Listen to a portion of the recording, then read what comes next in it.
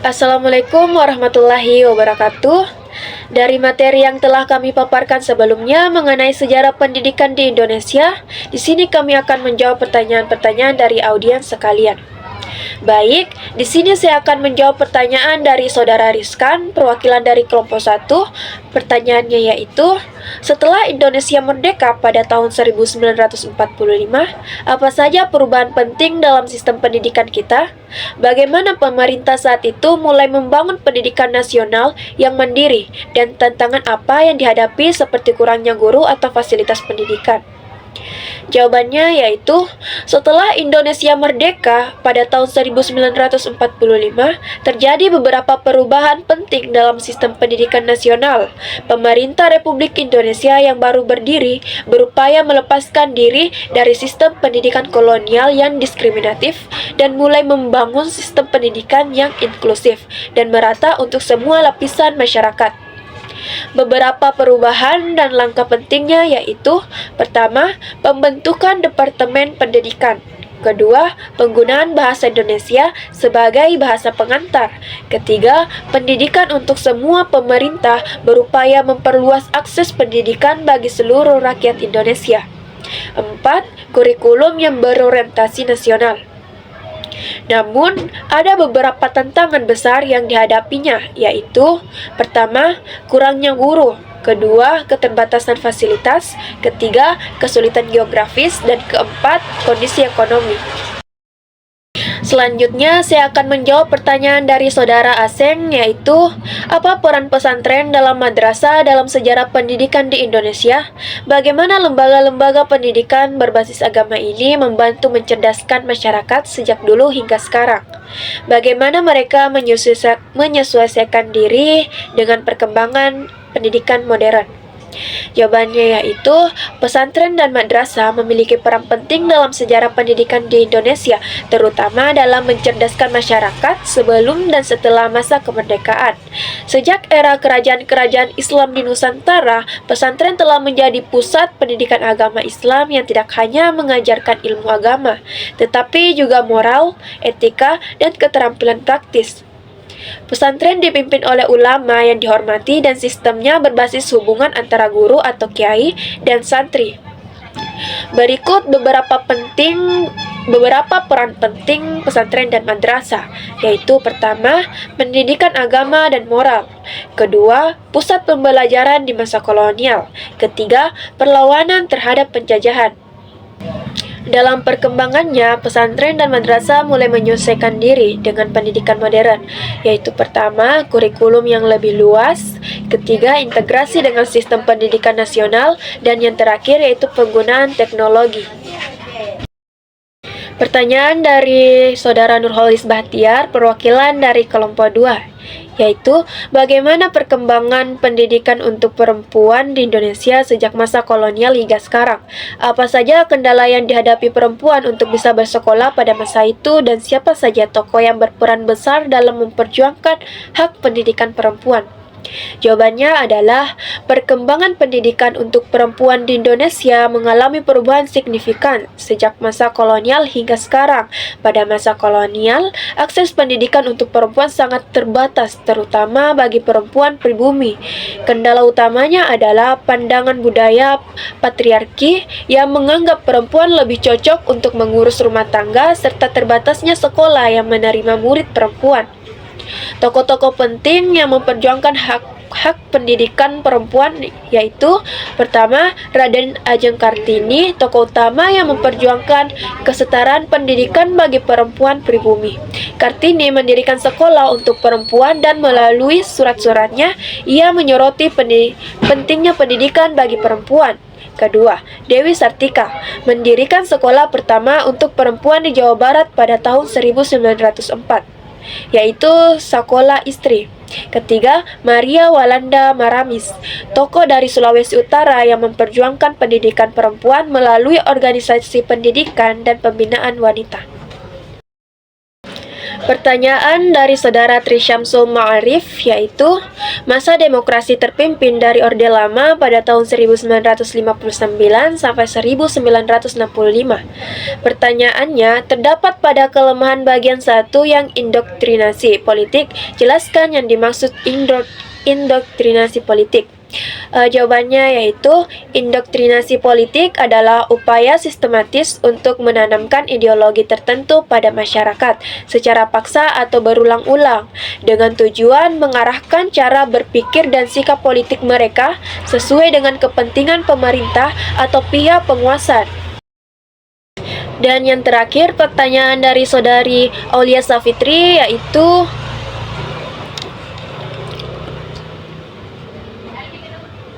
pertanyaan dari saudari Aulia Safitri yaitu pertanyaannya, dalam era reformasi pemerintah memperkenalkan otonomi pendidikan bagi daerah. Apa tantangan utama dari kebijakan ini dan bagaimana dampaknya terhadap kesenjangan kualitas pendidikan antar wilayah di Indonesia? Dan jawabannya yaitu, tantangan utama dari kebijakan otonomi pendidikan di era reformasi adalah kesenjangan kapasitas manajemen dan sumber daya antar daerah.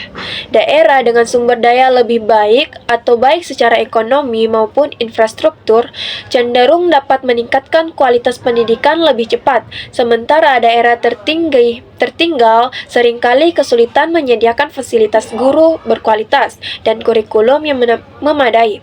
Akibatnya, kebijakan ini memperdalam kesenjangan kualitas pendidikan antar wilayah di Indonesia, terutama antara kota besar dan daerah terpencil atau tertinggal. Ketimpangan ini menyebabkan perbedaan signifikan dalam akses pendidikan yang berkualitas bagi para siswa di berbagai daerah. Baik, saya akan menjawab pertanyaan dari Muhammad Alfiansyah, yaitu apakah pendidikan yang ada pada masa kolonial lebih fokus pada pendidikan untuk golongan tertentu? Ya, pendidikan pada masa kolonial lebih fokus pada golongan tertentu, terutama untuk anak-anak keturunan Eropa dan elit pribumi. Pendidikan bersifat diskriminatif, di mana sekolah terbaik hanya tersedia untuk golongan atas, sementara penduduk pribumi kebanyakan hanya mendapatkan pendidikan dasar yang terbatas. Hal ini bertujuan untuk mendukung kepentingan ekonomi dan politik pemerintah kolonial, serta menjaga kontrol atas masyarakat pribumi. Saya akan menjawab pertanyaan dari Lisa Anggreni. Jelaskan peran penting dalam kebangkitan nasional Indonesia pada awal abad ke-20. Pendidikan memainkan peran penting dalam kebangkitan nasional Indonesia pada awal abad ke-20 melalui pendidikan, terutama bagi kalangan pribumi terdidik. Muncul kesadaran nasional dan semangat perlawanan terhadap kolonialisme. Sekolah-sekolah modern seperti Stovia melahirkan para pemimpin pergerakan nasional, seperti Soetomo dan Cipto Mangunkusumo, yang kemudian mendirikan organisasi seperti Budi Utomo. Pendidikan membangun menciptakan intelektual yang kritis, memperkuat rasa persatuan, dan mendorong perjuangan untuk kemerdekaan. Selanjutnya, saya akan menjawab pertanyaan dari Nurul Asisa Awal. Itu, menurut Anda, apakah pengaruh budaya dan agama sejalan dengan pendidikan yang terjadi di era sekarang? Jawabannya, pengaruh budaya dan agama dalam pendidikan saat ini masih sangat kuat dan sering sejalan. Meski ada tantangan, di banyak negara termasuk Indonesia, pendidikan memperhatikan nilai-nilai budaya lokal dan ajaran agama yang dimasukkan ke dalam kurikulum sebagai bagian dari pendidikan karakter. Namun, dengan globalisasi dan kemajuan teknologi, terjadi juga dinamika yang menantang keselarasan ini, seperti masuknya nilai-nilai modern yang mungkin bertentangan dengan tradisi budaya atau agama. Meski begitu, banyak sistem pendidikan berusaha mengintegrasikan keduanya untuk menciptakan keseimbangan antara pendidikan formal dan pendidikan moral. Baik, saya akan menjawab pertanyaan dari Yunisa Sarbini. Bagaimana tantangan pendidikan di Indonesia dari masa penjajahan hingga era modern dapat dijadikan pelajaran untuk perbaikan sistem pendidikan masa kini? Tantangan pendidikan di Indonesia dari masa penjajahan hingga era modern memberikan pelajaran penting bagi perbaikan sistem pendidikan masa kini. Di era penjajahan, kita belajar tentang pentingnya pemerataan akses pendidikan. karena dulu pendidikan hanya untuk golongan tertentu. Di era modern, tantangan kualitas, relevansi kurikulum, dan kesenjangan pendidikan antar wilayah masih ada. Solusi yang bisa diambil adalah memastikan pendidikan yang inklusif, meningkatkan kualitas guru, serta menyesuaikan kurikulum dengan kebutuhan zaman sambil tetap mempertahankan nilai-nilai lokal dan moral. Terima kasih. Selanjutnya, saya akan menjawab pertanyaan dari Muhammad Alid Fatir Rahman Sijaya. Pertanyaannya, bagaimana sistem pendidikan di Indonesia pada masa penjajahan Belanda berbeda dengan masa penjajahan Portugis? Sistem pendidikan pada masa penjajahan Belanda lebih terstruktur dan berkembang dibandingkan masa penjajahan Portugis. Pada masa Portugis abad ke-16, pendidikan belum menjadi fokus utama dan lebih terbatas pada penyebaran agama Katolik melalui misionaris. Pendidikan hanya diberikan kepada sedikit orang untuk keperluan gereja, tanpa sistem pendidikan formal yang luas. Sementara itu, pada masa penjajahan Belanda, terutama pada abad ke-19 hingga abad ke-20, Belanda membangun sistem pendidikan formal yang lebih luas meskipun diskriminatif. Sekolah-sekolah dibuka untuk keturunan Eropa, elit pribumi, dan rakyat biasa. Meskipun dengan kualitas dan tujuan yang berbeda, pendidikan Belanda lebih berorientasi pada administrasi kolonial dan ekonomi, sedangkan pendidikan pada masa Portugis lebih berfokus pada misi agama. Jadi, pertanyaan dari kelompok 6 yaitu perbedaan sistem pendidikan Indonesia sebelum dan sesudah kemerdekaan. Jadi, pendidikan Indonesia sebelum kemerdekaan cenderung bersifat eksklusif, diskriminatif, rendah mutu, dan tidak relevan dengan kebutuhan bangsa. Sedangkan pendidikan zaman sekarang cenderung bersifat inklusif, egaliter, berkualitas tinggi, dan relevan dengan kebutuhan bangsa Indonesia. Kemudian, pertanyaan yang kedua yaitu, bagaimana sistem pendidikan di masa kolonial Portugis dibandingkan dengan sistem pendidikan pada masa kolonial Belanda? Jadi, pendidikan pada masa Portugis bersifat diskriminatif, eksklusif, dan bermotif politik. Pendidikan di masa Portugis lebih banyak berkaitan dengan penyebaran agama Kristen, sedangkan pada masa Belanda semata-mata hanya untuk kepentingan pemerintah Belanda saja. Kemudian, kita masuk pada pertanyaan kelompok 8, yaitu apa perbedaan antara sistem pendidikan yang diterapkan oleh penjajahan Portugis dan Belanda, dan bagaimana perbedaan ini mempengaruhi akses pendidikan bagi masyarakat. Jadi, perbedaan mendasar antara sistem pendidikan yang diterapkan oleh penjajahan Portugis dan Belanda terletak pada tujuan pendidikan, struktur, serta aksesibilitas untuk masyarakat pribumi. Perbedaan ini sangat mempengaruhi pendidikan diterima oleh masyarakat.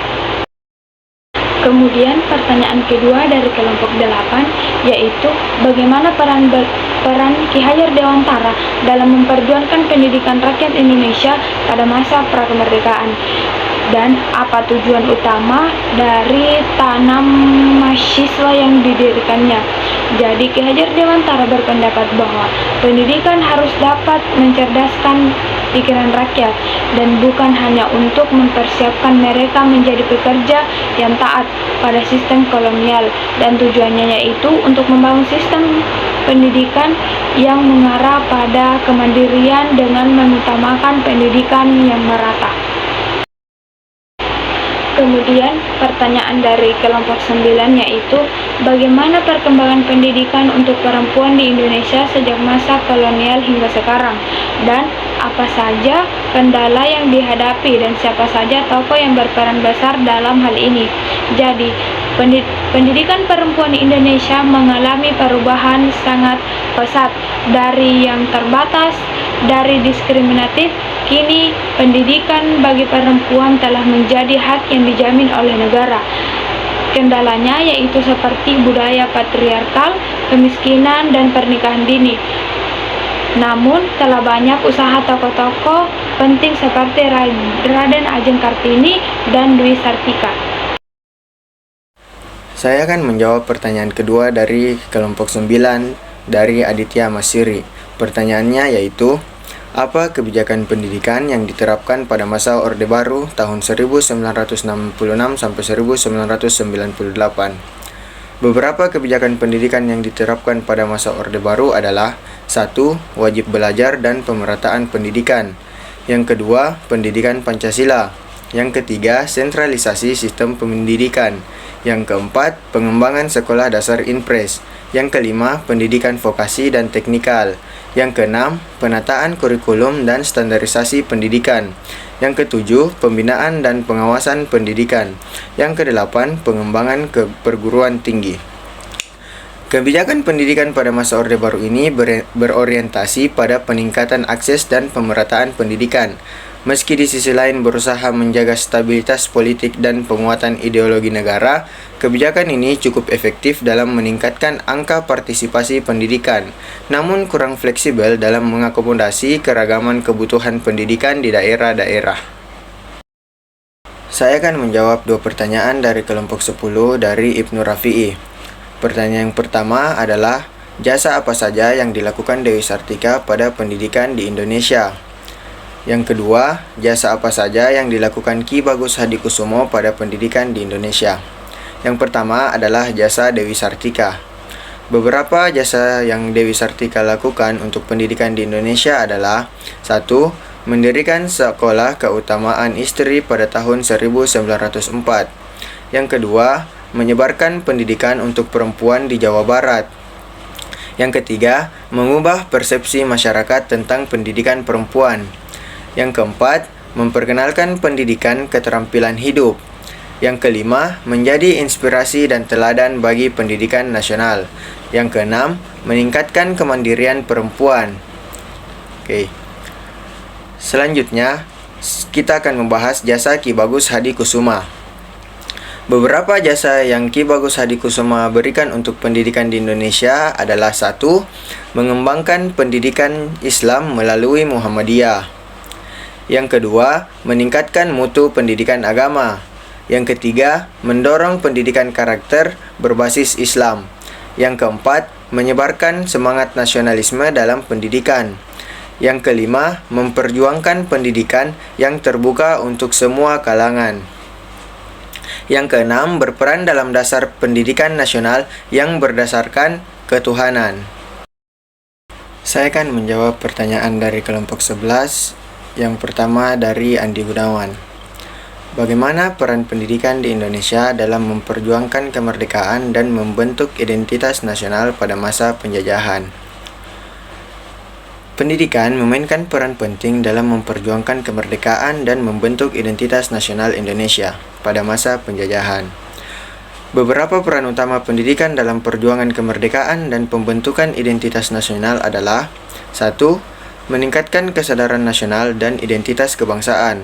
Yang kedua, mencetak kader pergerakan nasional. Yang ketiga, membangun organisasi pergerakan nasional seperti Budi Utomo, Indis Cepartich, Taman Siswa, dan Muhammadiyah. Yang keempat, mengajarkan nilai-nilai kebangsaan dan kepemimpinan. Yang kelima, menyebarkan ide-ide anti-kolonialisme. Yang keenam, menggalang kesatuan di kalangan pemuda. Yang ketujuh, menyiapkan generasi terdidik untuk pembangunan bangsa. Pertanyaan kedua dari Nur Tiara Intan, yaitu bagaimana pengaruh kedatangan Portugis terhadap perkembangan pendidikan di Indonesia? Kedatangan Portugis ke Indonesia pada awal abad ke-16 memiliki pengaruh terhadap perkembangan pendidikan, khususnya pendidikan agama Katolik. Meskipun pengaruh Portugis dalam pendidikan tidak sebesar pengaruh bangsa-bangsa Eropa lainnya yang datang kemudian, mereka tetap meninggalkan jejak pada aspek-aspek tertentu. Beberapa pengaruh kedatangan Portugis terhadap perkembangan pendidikan di Indonesia yaitu: 1. Memperkenalkan pendidikan Katolik dan misi agama. Yang kedua, pengenalan huruf Latin. Yang ketiga, pengajaran bahasa Portugis. Yang keempat, perkembangan pendidikan di daerah Maluku. Yang kelima, dasar pendidikan formal berbasis agama di Indonesia. Namun, karena tujuan utama Portugis lebih pada perdagangan dan misi keagamaan, pengaruh mereka dalam pendidikan relatif terbatas dibandingkan dengan Belanda, yang kemudian membangun sekolah-sekolah dengan sistem yang lebih terstruktur di Indonesia. Meski demikian, kedatangan Portugis meninggalkan jejak dalam perkembangan pendidikan agama, bahasa, dan huruf Latin yang kemudian turut berperan dalam perkembangan pendidikan modern di Indonesia.